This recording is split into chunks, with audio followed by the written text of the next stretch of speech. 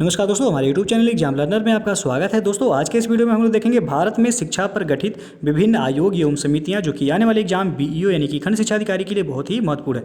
तो दोस्तों, वीडियो को लाइक शेयर कर दीजिएगा और चैनल पर पहली बार आए हैं तो चैनल को सब्सक्राइब करके साथ में बेल आइकन को प्रेस कर लीजिएगा, जिससे आने वाले अगले वीडियो का नोटिफिकेशन आपको पहले मिल जाए। और इसका PDF आपको हमारे टेलीग्राम चैनल पर मिल जाएगा। नीचे डिस्क्रिप्शन में टेलीग्राम का लिंक दे दिया गया है, आप वहाँ से ज्वाइन करके PDF डाउनलोड कर सकते हैं। तो चलिए शुरू करते हैं। आप देख सकते हैं भारत में शिक्षा पर गठित आयोग एवं समितियां। तो सबसे पहला है आपका मैकाले शिक्षा पत्र, जिसे मैकाले मिनट के नाम से भी जाना जाता है। इसका गठन हुआ था 1935 ईस्वी में लॉर्ड मैकाले की अध्यक्षता में। और लॉर्ड मैकाले ने शिक्षा का उद्देश्य अंग्रेजी माध्यम से यूरोपीय साहित्य तथा विज्ञान का प्रचार, केवल उच्च वर्ग की शिक्षा का समर्थन करना था।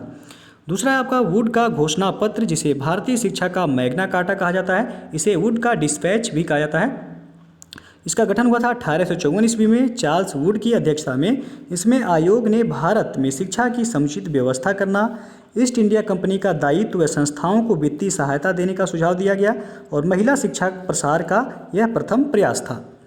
उसके बाद अगला आपका स्टेनली घोषणा पत्र, ये जो है आपका 1859 में आया। लॉर्ड स्टेनली की अध्यक्षता में प्राथमिक शिक्षा के लिए स्थानीय कर लगाने के संबंध में सुझाव दिए गए थे और सहायता अनुदान प्रणाली केवल माध्यमिक व उच्च शिक्षा तक रखना था। उसके बाद अगला है आपका हंटर कमीशन, जिसका गठन हुआ था 1882 ईस्वी में विलियम हंटर की अध्यक्षता में। विशेष रूप से प्राथमिक शिक्षा के विकास हेतु इसे सरकारी उत्तरदायित्व निर्धारित करने तथा माध्यमिक शिक्षा की व्यवस्था निजी संस्थाओं द्वारा करने हेतु सुझाव दिए गए थे हंटर कमीशन में। नेक्स्ट है आपका भारतीय विश्वविद्यालय आयोग। इसका गठन हुआ था 1902 ईस्वी में लॉर्ड कर्जन की अध्यक्षता में। आयोग ने विश्वविद्यालयों की सीमाएं निर्धारित कर उन्हें व्यापक अधिकार देने का सुझाव दिए। उसके बाद अगला है आपका सैडलर कमीशन। इसका गठन हुआ था 1917 ईस्वी में माइकल सैडलर की अध्यक्षता में। शिक्षा को राज्यों को सुपुर्द करना तथा इंटरमीडिएट कक्षाओं यानी कि 10+2 कक्षाओं को विश्वविद्यालयों से हटाकर स्कूलों में रखने संबंधी सुझाव दिए गए थे सैडलर कमीशन में। अगला आपका हार्टोंग समिति, यह प्राथमिक शिक्षा से संबंधित था। इसका गठन हुआ था 1929 ईस्वी में सर फिलिप हार्टोंग की अध्यक्षता में। समिति द्वारा शिक्षा में अपव्यय, अवरोधन रोकने, व्यावसायिक प्रशिक्षण तथा लड़कियों को निःशुल्क शिक्षा प्रदान करने हेतु सुझाव दिए गए थे हार्टोंग समिति में।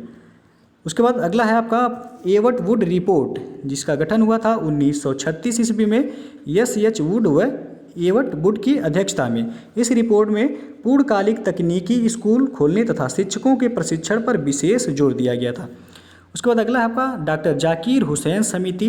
1937 में इसका गठन हुआ था डॉक्टर जाकिर हुसैन की अध्यक्षता में। इसमें निःशुल्क एवं अनिवार्य शिक्षा के साथ साथ शिक्षा किसी शारीरिक उत्पादक कार्य पर केंद्रित होने का सुझाव दिया गया था। उसके बाद अगला है आपका वर्धा स्कीम, जिसको बुनियादी शिक्षा कहा जाता है। इंपॉर्टेंट है ये। 1937 में इसका गठन हुआ था महात्मा गांधी की अध्यक्षता में। इसमें 7 वर्ष तक की निःशुल्क व अनिवार्य शिक्षा तथा केवल मातृभाषा को शिक्षा का माध्यम बनाने का सुझाव दिया गया था वर्धा स्कीम में। अगला है आपका खेर समिति। इसका गठन हुआ था 1938 ईस्वी में BG खेर की अध्यक्षता में।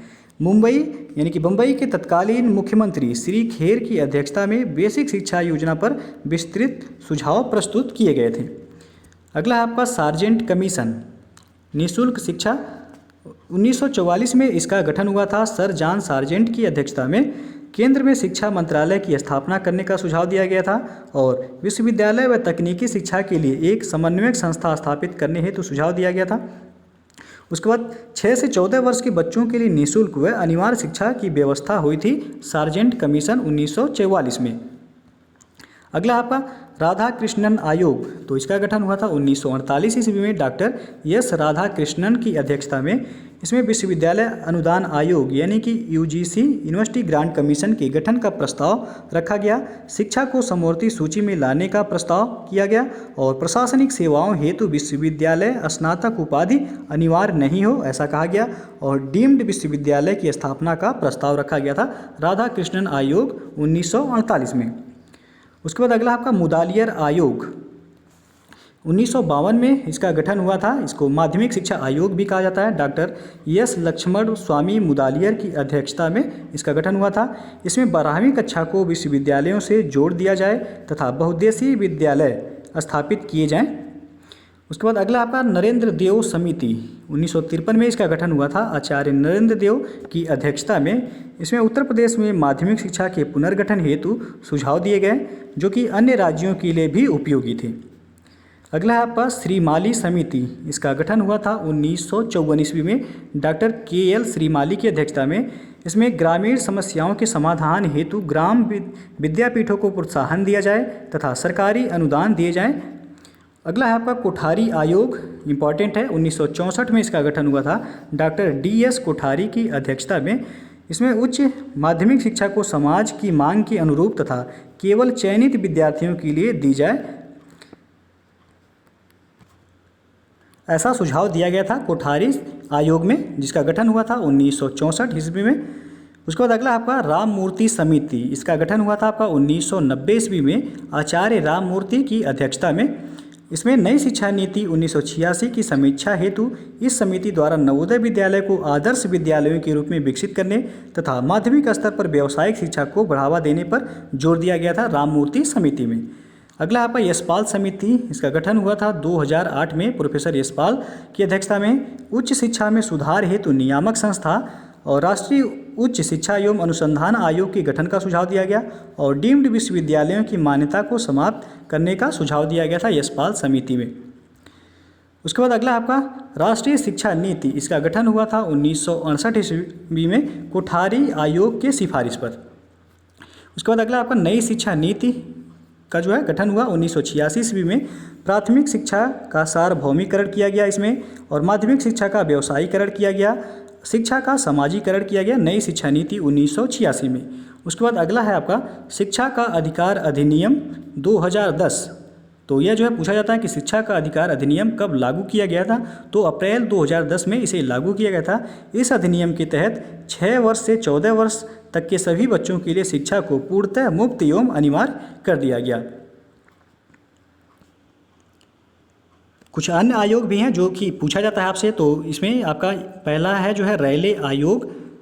तो इसका गठन हुआ था आपका 1902 ईस्वी में सर टॉमस रैले की अध्यक्षता में लॉर्ड कर्जन के शासनकाल में। उसके बाद जो है लिंडसे आयोग जो है इसका गठन हुआ था आपका, लिंडसे आयोग इसका गठन हुआ था 1929 ईस्वी में, जो कि यह प्रौढ़ शिक्षा से संबंधित है। उसके बाद है आपका सर्व शिक्षा अभियान, सर्व शिक्षा अभियान पूछा जाता है, सर्व शिक्षा अभियान 2000 से 2001 के बीच शुरू किया गया था, जिस समय जो है केंद्र में अटल बिहारी वाजपेयी की सरकार थी और इसका उद्देश्य था देश की हर बच्चे को जो है शिक्षा उपलब्ध कराना। तो ये जो है आपका इंपॉर्टेंट है। सर्व शिक्षा अभियान की शुरुआत जो है पूछा जा सकता है कब किया गया था, तो 2000 से 2001 ईस्वी के बीच में शुरू किया गया था। और रैले आयोग का गठन कब किया गया था, 1902 ईस्वी में किया गया था। लिंडसे आयोग का गठन कब किया गया था, तो 1929 ईस्वी में। इसका संबंध जो है आपका प्रौढ़ शिक्षा से है। और सर्व शिक्षा अभियान जो है आपका 2000 से 2001 के बीच शुरू किया गया था, जिसका उद्देश्य था कि देश की हर बच्चे को शिक्षा उपलब्ध कराना। तो दोस्तों जो है ये था आपका भारत में शिक्षा पर गठित विभिन्न आयोग एवं समितियां, जहां से जो है प्रश्न पूछा जाता है। तो दोस्तों यदि वीडियो पसंद आया हो तो लाइक शेयर कर दीजिएगा और चैनल को अभी तक आप सब्सक्राइब नहीं किए हैं तो चैनल को सब्सक्राइब कर लीजिएगा, साथ में बेल आइकन को प्रेस कर लीजिएगा, जिससे आने वाले सभी वीडियो का नोटिफिकेशन आपको पहले मिल जाए। और इसका PDF जो है आपको हमारे टेलीग्राम चैनल पर मिल जाएगा, नीचे डिस्क्रिप्शन में टेलीग्राम का लिंक दे दिया गया, आप वहाँ से ज्वाइन करके PDF को डाउनलोड कर सकते हैं। तो वीडियो को पूरा देखने के लिए बहुत बहुत धन्यवाद।